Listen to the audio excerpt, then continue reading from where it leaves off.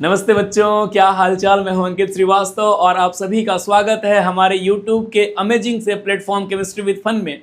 मैं हूं अंकित श्रीवास्तव और आज डिस्कस करने जा रहे हैं केमिस्ट्री, फिजिकल केमिस्ट्री का एक बहुत ही इंपॉर्टेंट टॉपिक जो कि क्लास 11th के बच्चों के लिए अक्सर सर दर्द बना होता है। ये एक ऐसा टॉपिक है जो फिजिकल केमिस्ट्री में ऑलमोस्ट हर जगह आपको देखने को मिलेगा। आज हम बात करेंगे मोल कॉन्सेप्ट की।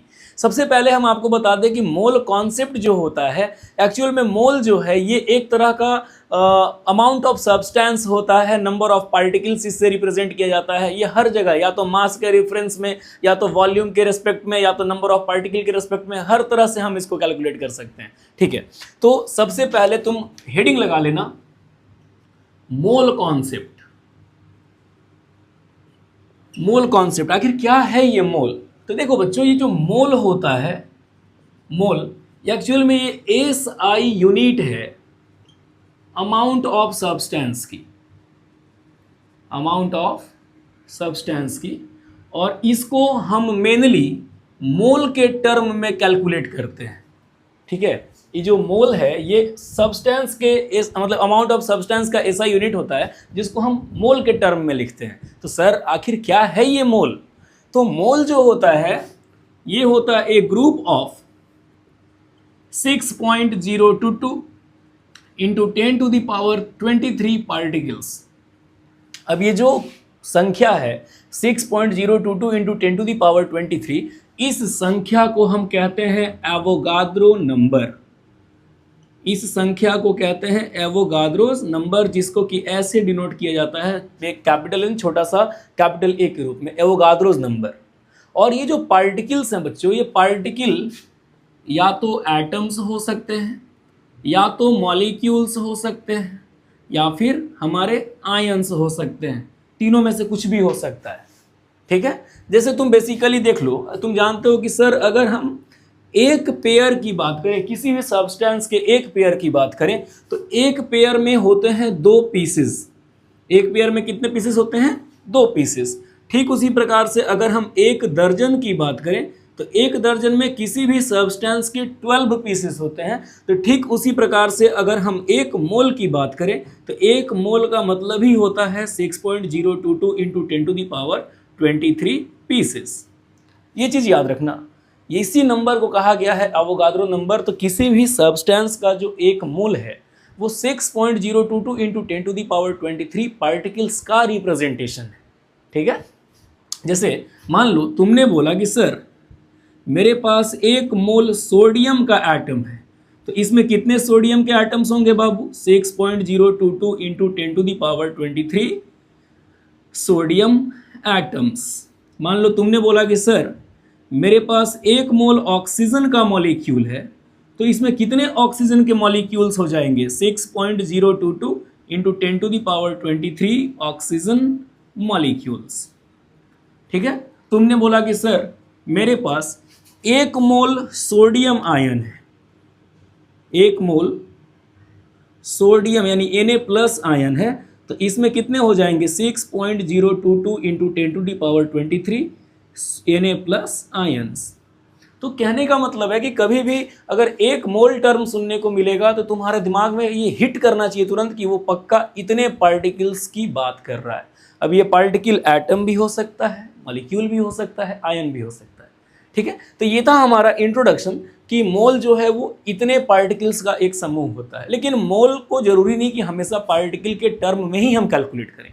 मोल मास के टर्म में भी कैलकुलेट हो सकता है, मोल वॉल्यूम के टर्म में भी कैलकुलेट हो सकता है। ठीक है, तो थोड़ा सा हम मास के रेफरेंस में थोड़ा 2 मिनट हम आपसे बात करेंगे और उसके बाद फिर हम आपको बताएंगे कि मोलर मास किसको कहते हैं। ठीक है, जैसे किसी भी सब्सटेंस के फॉर्मूला मास को अगर तुम ग्राम में एक्सप्रेस कर दोगे ना, तो वो एक्सप्रेशन भी पूरे 1 मोल पार्टिकल्स का एक रिप्रेजेंटेशन होता है।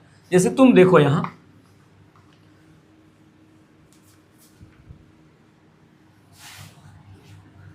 जैसे मान लो तुमने बोला कि सर मास के रेफरेंस में हम मोल को कैसे एक्सप्लेन करेंगे, तो अगर formula mass of any substance, if formula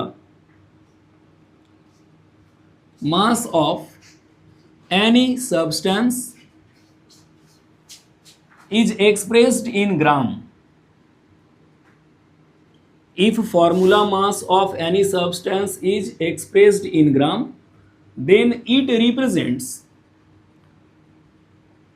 1 mole of that substance. किसी भी सब्सटेंस के फॉर्मूला मास को अगर आप ग्राम में रिप्रेजेंट कर रहे हो तो ये उस सब्सटेंस के 1 मोल का रिप्रेजेंटेशन होगा। जैसे तुम देखो, तुम जानते हो बाबू कि मेरे पास वाटर है H2O, तो वाटर का जो मॉलिक्यूलर मास होता है वो होता है हाइड्रोजन का 2 यूनिफाइड, एक ऑक्सीजन का 16 यूनिफाइड, मतलब कि हम मेरे पास क्या मिला, पानी का मॉलिक्यूलर मास मिला 18 यूनिफाइड। लेकिन अगर हम इसी 18 यूनिफाइड के जगह पर 18 ग्राम लिख दें तो ये इस वाटर के 1 मोल का मास होगा, जबकि 18 यूनिफाइड इस पानी के 1 मॉलिक्यूल का मास है। दोनों में डिफरेंस है। मॉलिक्यूल मीन्स मॉलिक्यूल मतलब उस सब्सटेंस, मॉलिक्यूलर मास का मतलब उस सब्सटेंस के 1 मॉलिक्यूल का मास, जबकि अगर उसको तुम ग्राम में एक्सप्रेस करते हो तो वो ग्राम मॉलिक्यूलर मास बन जाएगा, और ये ग्राम मॉलिक्यूलर मास 1 मोल को रिप्रेजेंट कर रहा है, इसीलिए हम इसको मोलर मास भी कह सकते हैं। मीन्स 1 मोल के मास को क्या कहेंगे, मोलर मास कहेंगे। तो ये जो 18 यूनिफाइड है वो पानी का क्या है, मॉलिक्यूलर मास, और ये जो 18 ग्राम है ये पानी का हो जाएगा मोलर मास। ठीक है, मतलब किसी भी सब्सटेंस के फॉर्मूला मास को अगर ग्राम में एक्सप्रेस किया जाएगा तो वो 1 मोल को रिप्रेजेंट करेगा, और इसी को हम इस सब्सटेंस का मोलर मास भी कह सकते हैं। जैसे मान लीजिए कि आपके पास O2 है, ऑक्सीजन मॉलिक्यूल है, तो 2 ऑक्सीजन का जो फॉर्मूला मास होगा वो क्या हो जाएगा, 32 यूनिफाइड। तो इसमें 32 यूनिफाइड में सिर्फ एक ही मॉलिक्यूल होगा। लेकिन अगर हम बोल दें कि मेरे पास 32 ग्राम ऑक्सीजन है, तो 32 ग्राम क्या हो गया, इसके फॉर्मूला मास को हम ग्राम में एक्सप्रेस किए, तो यानी 32 ग्राम जो है वो 1 मोल O2 मॉलिक्यूल्स का मास है। 32 यूनिफाइड में सिर्फ 1 मॉलिक्यूल है, तो 32 ग्राम में कितने मॉलिक्यूल्स होंगे, 1 मोल मॉलिक्यूल्स होंगे। और 1 मोल का मतलब ही क्या होता है, 6.022 इंटू 10⁻23 O2 के मॉलिक्यूल्स। ये चीज़ बहुत ज़रूरी है क्लियर होना, क्योंकि जब तक तुमको ये नहीं पता होगा कि हम कितने ग्राम को 1 मोल ले रहे हैं सर, आगे चल के हम तुमसे पूछ देंगे कि मेरे पास 50 ग्राम H2O है, 50 ग्राम O2 है, बताओ कितने मोल्स होंगे। तो सबसे पहले तुमको पता होना चाहिए कि उसका फॉर्मूला मास को ग्राम में एक्सप्रेस करेंगे तो वो 1 मोल के बराबर होगा, और जितना भी ग्राम दिया है सब्सटेंस को अगर हम उसके मोलर मास से डिवाइड कर देंगे तो नंबर ऑफ मोल्स निकल के आ जाएगा। ठीक है, तो ये हम आप उम्मीद करते हैं कि आपको समझ में आया होगा कि मोल को हम मास के रूप में भी लिख सकते हैं। ठीक है, चलो इसके आगे 1-2 और एग्जाम्पल देख लो, शायद और अच्छे से क्लियर हो जाएगा तुम्हारा। जैसे मान लो अगर हम बात करते हैं कैल्शियम कार्बोनेट की, कैल्शियम कार्बोनेट का केमिकल फॉर्मूला CaCO3 होता है। अगर इसका हम फॉर्मूला मास लिखे तो 1 कैल्शियम का 40 यूनिफाइड, 1 कार्बन का 12 और 3 ऑक्सीजन का 48 यूनिफाइड होगा। इसको अगर आप जोड़ते हो तो जोड़ने पे ये 100 यूनिफाइड निकल के आता है। तो ये 100 यूनिफाइड कैल्शियम कार्बोनेट का फॉर्मूला मास है। इसमें सिर्फ एक ही कैल्शियम कार्बोनेट का मॉलिक्यूल होगा। लेकिन अगर हम इसी को 100 ग्राम लिख दें तो ये क्या है, ग्राम फॉर्मूला मास, यानी कि ग्राम मॉलिक्यूलर मास भी हम कह सकते हैं, और ये इसके 1 मोल का रिप्रेजेंटेशन है। यहाँ तक तो क्लियर हो गया होगा कि फॉर्मूला मास जो होता है ग्राम में लिखने से 1 मोल को रिप्रेजेंट करता है। ठीक है,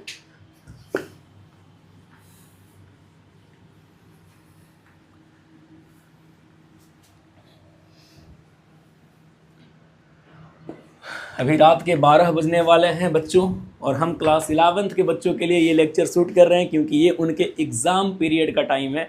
अभी एग्ज़ाम्स होने को होते हैं समेटिव फर्स्ट के। ठीक है, सभी CBSE स्कूल्स में अभी SA1 पेपर होने वाला है, तो तुम इसको एक बार देख लेना, बहुत काम आएगा ये चीज़। ठीक है, अब चलो हम तुमको नंबर ऑफ़ मोल्स निकालना सिखाते हैं कि हम नंबर ऑफ़ मोल्स कैसे कैलकुलेट करेंगे सर। तो नंबर ऑफ मोल्स को छोटा n से लिखा जाता है बाबू, और नंबर ऑफ मोल्स तुम तीनों के रेफरेंस में निकाल सकते हो, मास के, वॉल्यूम के और नंबर ऑफ पार्टिकल्स के। तो पहला फॉर्मूला हो जाएगा तुम्हारा गिवन मास ऑफ सब्सटेंस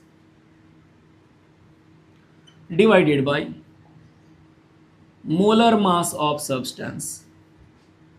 किसी भी सब्सटेंस के गिवन मास को अगर उस सब्सटेंस के मोलर मास से डिवाइड कर दिया जाए तो यहाँ से हमारे नंबर ऑफ मोल्स निकल के आ जाते हैं।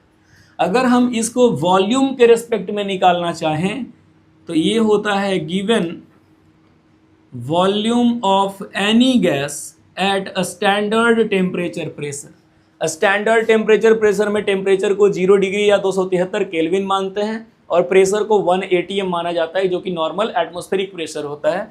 और इसको हम डिवाइड करते हैं 22.4 लीटर से, क्योंकि कैलकुलेशन के बेसिस पे ऐसा कैलकुलेट किया गया कि किसी भी गैस के 1 मोल के द्वारा STP पर ऑक्यूपाई किया गया वॉल्यूम 22.4 लीटर होता है और हम इसी चीज़ को मोलर वॉल्यूम कहते हैं। इसी चीज़ को क्या कहते हैं? Molar volume. इसको VM से लिखा जाता है इस टाइप से। तो अगर कभी भी वॉल्यूम के रेस्पेक्ट में नंबर ऑफ मोल्स निकालना हो स्मॉल n तो तुम लिख देना given volume of gas bye molar volume, लेकिन कंडीशन है कि STP पे होना चाहिए। ठीक है। ठीक उसी प्रकार से अगर आप नंबर ऑफ पार्टिकल के रेस्पेक्ट में इसको निकालना चाहते हो तो यहाँ लिख देना given number of particles divided by Avogadro's number. और एवोगाद्रोज नंबर कहने का मतलब क्या है भैया? कितने भी पार्टिकल्स प्रेजेंट हो, अगर हमको मोल निकालना है तो हम सिंपली उसको किससे डिवाइड कर देंगे? 6.022 इंटू 10⁻23 से। आ रही है बात समझ में? तो ए कर लोगे अगर given mass by molar mass, तो मास के टर्म में तुम्हारा जो मतलब मास अगर दिया रहेगा तो वहाँ से नंबर ऑफ मोल्स निकाल सकते हो। वॉल्यूम दिया है तो वहाँ से मोल निकाल सकते हो। नंबर ऑफ पार्टिकल्स दिया है तो वहाँ से मोल निकाल सकते हो। ठीक है। चलो अब हम यहाँ से तुमको एक वाई मैप बताते हैं। जरूरी नहीं कि सिर्फ तुम नंबर ऑफ मोल्स ही निकालो, तुम चाहो तो किसी भी सब्सटेंस का मोलर मास भी मोल से कैलकुलेट कर सकते हो, number of particles, mass, given mass सब कैलकुलेट कर सकते हो। ठीक है। तो अब एक वाई मैप हम तुमको बता दे, काम आएगा वो भी।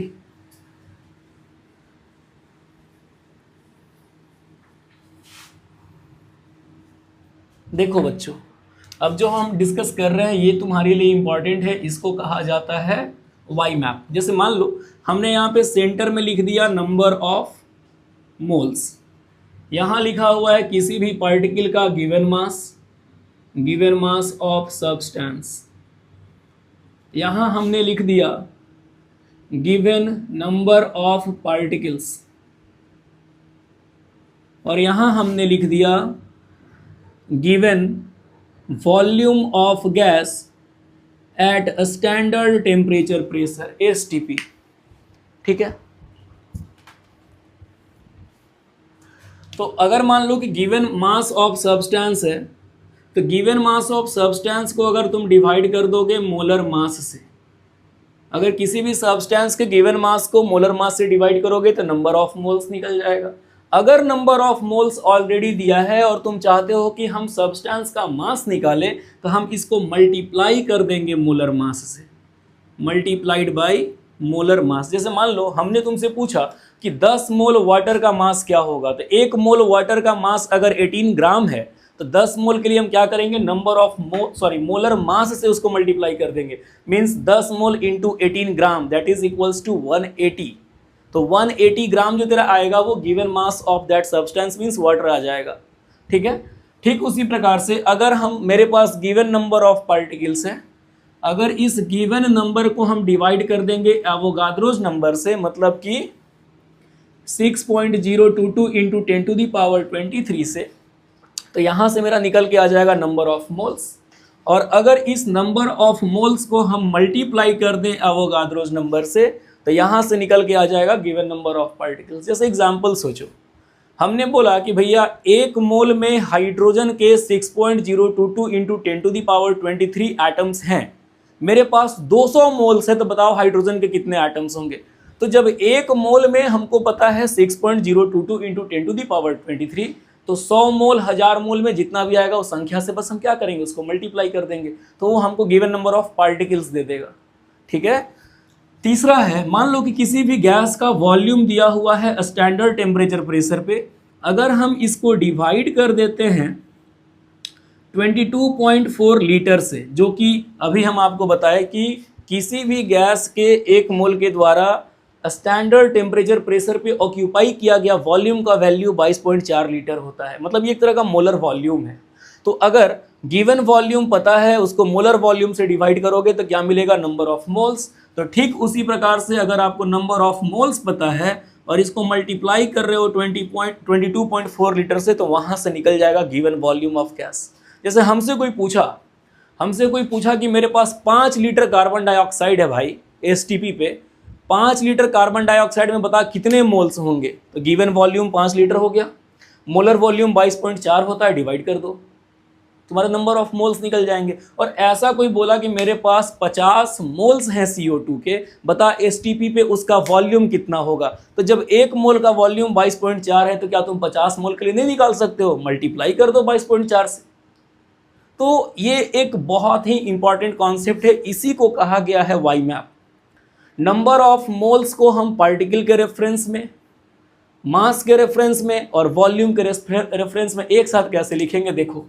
तो नंबर ऑफ मोल्स बराबर होता है given mass by molar mass, W for given mass of substance, M for molar mass of substance, that is equal to given volume by molar volume, that is equals to given number divided by 6.0 यानी कि Avogadro number. तो ये चीज़ याद रखना, ठीक है। ये Y map भी इसी को रिप्रेजेंट करता है, तुम किसी के टर्म में कुछ भी कैलकुलेट कर सकते हो, ठीक है। तो नंबर ऑफ मोल्स हम आपके लिए मोल कॉन्सेप्ट का जो बेसिक बात था वो हम आपको बता दिए। अब हम आपको सिखाते हैं कि कैसे कैलकुलेट करेंगे हम नंबर ऑफ मोल्स।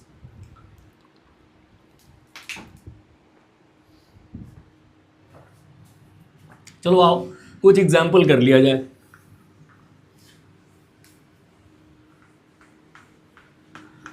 सबसे पहले स्टार्ट करते हैं एकदम बेसिक एग्जाम्पल से।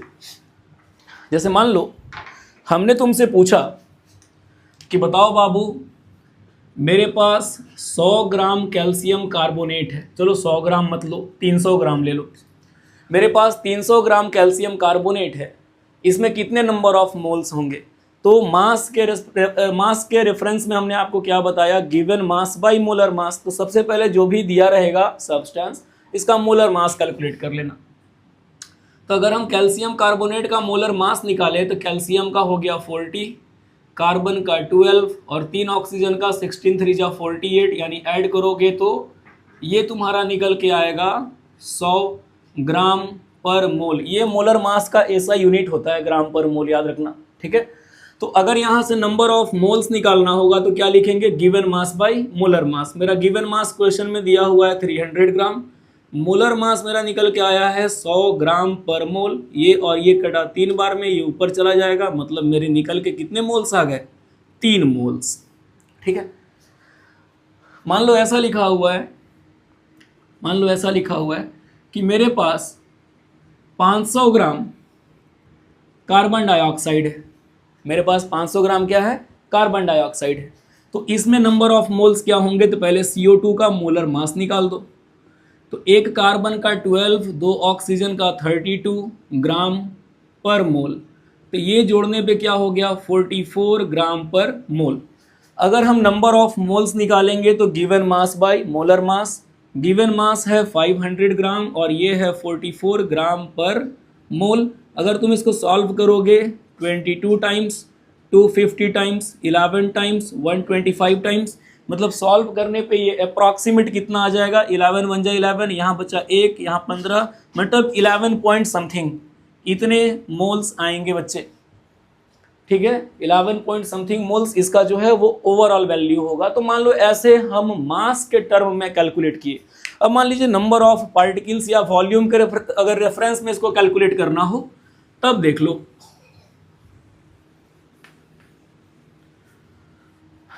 जैसे सपोज करो कि हम तुमको दे दिए 12.044 इंटू 10⁻29 सोडियम एटम्स। हम बोले कि मेरे पास इतने सोडियम के एटम से बताओ इसमें नंबर ऑफ मोल्स कितने होंगे भैया। तो सिंपली देखो, नंबर ऑफ मोल्स अगर पार्टिकल के रेस्पेक्ट में निकालना हो तो हमने आपको बताया given number of particles divided bye Avogadro number. तो गिवन नंबर ऑफ पार्टिकल्स है 12.044 इंटू 10⁻29 और एवोगाद्रो नंबर होता है 6.022 इंटू 10⁻23। इसको सॉल्व करो, 2 बार में कटेगा, ये जाकर के ऊपर पावर माइनस होगा, 6 बचेगा, यानी कि 2 into 10⁻6 moles of sodium atoms. ठीक है, आई बात समझ में? कैसे कैलकुलेट करना है? सिंपली एवोगाद्रो नंबर से उसको डिवाइड कर दो। मान लो ऐसा लिखा हुआ है, अब देखो मान लो ऐसा दिया हुआ है कि मेरे पास 50 लीटर ऑक्सीजन गैस है स्टैंडर्ड टेम्परेचर प्रेशर पे, 50 litre O2 gas at STP। तो अगर हमको यहाँ से नंबर ऑफ मोल्स निकालना हो तो हमने आपको क्या बताया था, कभी भी वॉल्यूम अगर दे तो ये हो जाएगा given volume of gas at standard temperature pressure divided by molar volume, जो कि होता है 22.4 लीटर। तो तुम क्या करोगे, गिवन वॉल्यूम यहाँ क्वेश्चन में दिया हुआ है 50 लीटर, इसको डिवाइड करोगे 22.4 लीटर से, तो काटोगे तो अप्रॉक्सीमेटली 2 पॉइंट समथिंग, जो भी तुम कैलकुलेट करके देखना उतना ही मोल आएगा। ठीक है, मान लो ऐसा दिया हुआ है कि sir 44.8 litre carbon dioxide gas at STP, carbon dioxide के 44.8 लीटर को रखा गया, नंबर ऑफ मोल्स निकालना है। तो इसके लिए क्या लिखोगे, गिवन वॉल्यूम 44.8 लीटर और मोलर वॉल्यूम होता है 22.4 लीटर, ये कट के आएगा 2 मोल्स। अब भैया इतना इजी तो आपसे पूछेगा नहीं, बस तुम फैक्ट्स को समझो, तुमको बस मतलब होना चाहिए कॉन्सेप्ट से कि आखिर हम सॉल्व कैसे करते हैं। तो गिवन वॉल्यूम दिया रहेगा, मोलर वॉल्यूम 22.4 होता है, बस तुमको वैल्यू पुट करके सॉल्व कर देना मेरे भाई, कोई इंजीनियरिंग नहीं करनी इसमें। आ रही है बात समझ में? तो नंबर ऑफ मोल्स हम ऐसे पार्टिकल के रेफरेंस में, वॉल्यूम के रेफरेंस में, मास के रेफरेंस में, सब में कैलकुलेट कर लिए। अब चलो थोड़ा सा कुछ और ज़्यादा बढ़िया क्वेश्चंस की ओर आगे चलते हैं। जैसे मान लो कभी कभी नंबर ऑफ एटम्स वगैरह पूछता है, आयंस पूछता है, तो कुछ उसके भी एग्जाम्पल्स देख लो।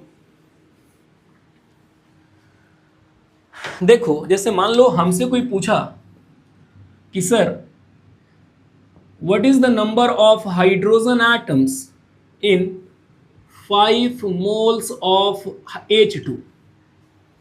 भाई हाइड्रोजन का 5 मोल दिया हुआ है, H2 मॉलिक्यूल का 5 मोल दिया हुआ है, तुमसे पूछा है कि हाइड्रोजन एटम्स कितने होंगे, H एटम्स कितने होंगे। तो तुम एक बात जान लो कि अगर एक मॉलिक्यूल है H2 का, इसमें 2 हाइड्रोजन के एटम्स होते हैं। देखो यहाँ H2 एटॉमिसिटी 2 है।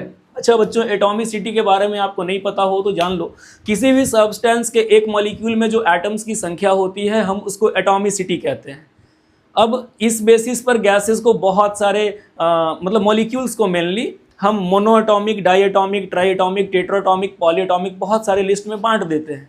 तो ये हाइड्रोजन जो है वो 2 एटम से मिलकर बना है, तो इसकी एटॉमिसिटी 2 है, इसीलिए इसको हम डाईएटॉमिक गैस कहेंगे या डाईएटॉमिक सब्सटेंस कहेंगे। ठीक है, डाईएटॉमिक मॉलिक्यूल भी कह सकते हैं। तो यहाँ पर एक मॉलिक्यूल ऑफ हाइड्रोजन के पास अगर 2 हाइड्रोजन एटम है तो उस हिसाब से अगर हमको 1 मोल H2 में अगर देखना पड़े तो 1 मोल H2 में कितने हो जाएंगे, 2 इंटू 6.022 इंटू 10⁻23 हाइड्रोजन एटम्स। अब बच्चे बोले ये क्या कर दिए सर, तो अरे बाबू अगर एक मॉलिक्यूल में 2 एटम है तो 1 मोल का तो मतलब ही ये होता है। और H2 की बात कर रहे हैं तो हम उसको 2 से तो मल्टीप्लाई करेंगे, क्योंकि हमको हाइड्रोजन एटम चाहिए, मॉलिक्यूल नहीं चाहिए। मॉलिक्यूल चाहिए होता तो सीधा 6.022 से मल्टीप्लाई करके सॉल्व कर देते, क्योंकि 1 मोल का मतलब ही उतना होता है। अब 1 मोल में अगर इतने मॉलिक्यूल्स हैं तो 5 मोल्स में कितने होंगे, तो हम क्या करेंगे इसको 5 इंटू 2 इंटू 6.022 इंटू 10⁻23, यानी ये 10 हो गया, मल्टीप्लाई करोगे यानी 6.022 गुने 10 के पावर 24 हाइड्रोजन के एटम्स निकल के आ गए। कितने में, 5 मोल H2 में। 1 मोल में इतने एटम्स थे, 5 मोल में 5 को इससे मल्टीप्लाई कर देना चाहिए था, लेकिन ये एटम नहीं ना पूछा है, ये तुमसे मॉलिक्यूल नहीं पूछा है, एक मोल में इतने हाइड्रोजन के मॉलिक्यूल्स होते, एटम में कन्वर्ट करने के लिए हम 2 से मल्टीप्लाई किए क्योंकि एटॉमिसिटी 2 है। ठीक है, चलो और भी कुछ देखो। मान लो ये थोड़ा सा घुमाने टाइप हो गया, और भी सिंपल लैंग्वेज हम समझाने की कोशिश करते हैं, ध्यान देना। देखो, मान लो हम तुमसे ऐसा पूछें कि number of oxygen atoms in 2 moles of ozone, तो ओजोन का केमिकल फॉर्मूला O3 होता है। तो अगर एक मॉलिक्यूल ओजोन को देखें तो वो 3 एटम से मिलकर बना हुआ है, तो उस हिसाब से अगर 1 मोल ओजोन होगा तो इसमें एटम्स कितने हो जाएंगे, 3 गुने 6.022 गुने 10 के पावर 23 ऑक्सीजन एटम्स। ठीक है, एक मॉलिक्यूल में 3 था, 1 मोल मॉलिक्यूल है तो 3 को हम मोल से गुना कर दिए। अब मेरे पास 2 मोल के लिए पूछा है, तो 1 मोल में अगर इतने एटम्स है तो क्या तुम 2 से नहीं निकाल सकते 2 मोल के लिए? तो अगर हम यहाँ से बोले कि number of oxygen atoms in 2 mole of O3, 2 moles कर देना, तो ये हो जाएगा, ये तो वैल्यू 1 मोल के लिए था, 2 से गुना कर दिए, 2 × 3 × 6.022 × 10 के पावर 23 गुना करो 6 गुने, ये हो जाएगा 6 2 जा 12, 6 13, यहाँ 1, और ये हो जाएगा 36.132 इंटू 10⁻23। इसको साइंटिफिक नोटेशन में लेफ्ट ला के लिखोगे तो ये हो जाएगा 3.6132 इंटू 10⁻24 ऑक्सीजन एटम्स। समझे कैसे कैलकुलेट करते हैं कभी भी मोल से एटम को? ठीक है, हो सकता है कि मोल से मॉलिक्यूल कैलकुलेट करने बोल दे, या फिर हो सकता है कि पार्टिकुलरली किसी एटम का नाम ले ले। जैसे एग्जाम्पल देखना, और भी एग्जाम्पल देखो, टाइप के एग्जाम्पल हैं यहाँ।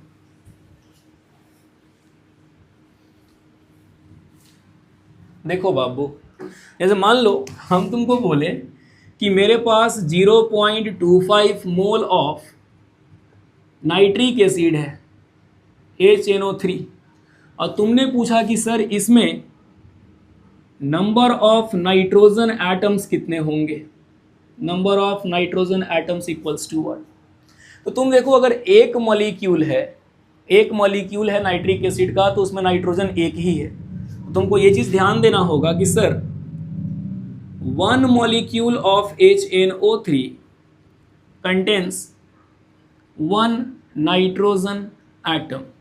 तो उस हिसाब से अगर 1 मोल HNO3 है तो इसमें 1 मोल नाइट्रोजन का एटम होगा, मतलब कि 6.022 इंटू 10⁻23 नाइट्रोजन एटम्स होंगे 1 मोल में। और मेरे पास मोल कितना है 0.25। तो जब 1 मोल के लिए पता है मेरे भाई, तो क्या तू 0.25 के लिए नहीं निकाल सकता है?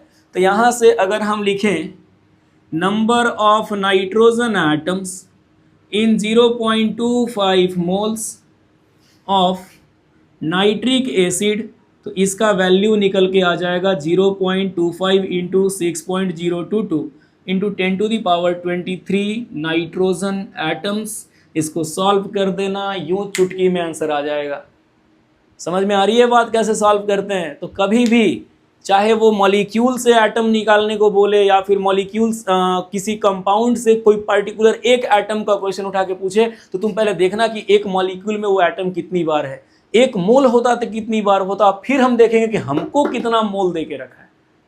समझा? ये सब बेसिक बातें हैं, तुम निकाल लोगे। अब कुछ आयंस पे तुमसे क्वेश्चन करा देते हैं, अगर तुम्हारा उसमें भी कंफ्यूजन है तो वो भी क्लियर हो जाएगा। देख लो कैसे कैलकुलेट करोगे।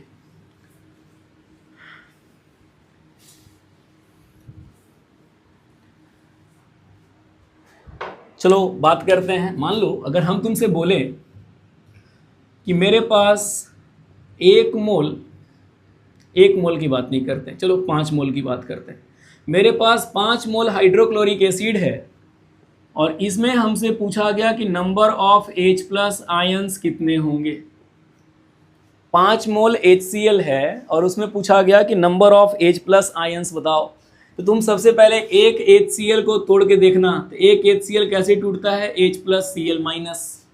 तो एक मॉलिक्यूल से जब एक ही H प्लस आयन निकल रहा है तो एक मोल से कितना निकलेगा, एक मोल। देखो ऐसे लिखना कि सर एक मोल HCl जो है वो एक मोल H प्लस आयन देगा, क्योंकि एक HCl से एक ही H प्लस निकला है और इक्वेशन बैलेंस्ड है, एक एक एक एक दोनों बैलेंस्ड है।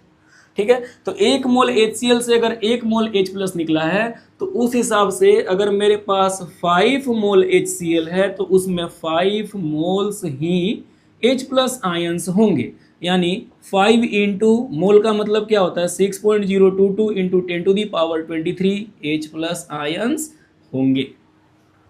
तो ये मान लो बाबू कि ये तो दिया हुआ था सिंपल सा क्वेश्चन, तुम आसानी से तोड़ लिए। मान लो थोड़ा घुमाया हुआ क्वेश्चन अगर रहे, मान लो जिसमें एक से ज़्यादा आयन्स प्रेजेंट हो, तो फिर क्या करोगे। देखो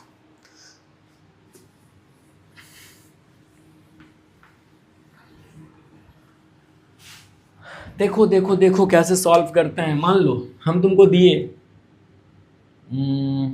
चलो ठीक है, हम तुमको दिए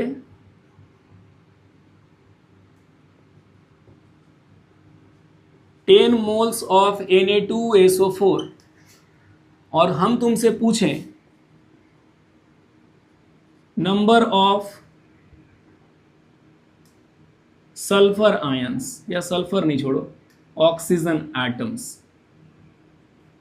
हम तुमसे पूछे कि बताओ नंबर ऑफ ऑक्सीजन एटम्स कितने होंगे अगर 10 मोल Na2SO4 है तो मेरे भाई देखो Na2SO4 सोडियम सल्फेट ये कैसे टूटेगा, ये टूटेगा 2Na plus plus SO4 2 minus, इस टाइप से टूट रहा है। मतलब एक सोडियम सल्फेट से एक सल्फेट आयन बना और इस सल्फेट आयन में ऑक्सीजन की संख्या कितनी है 4।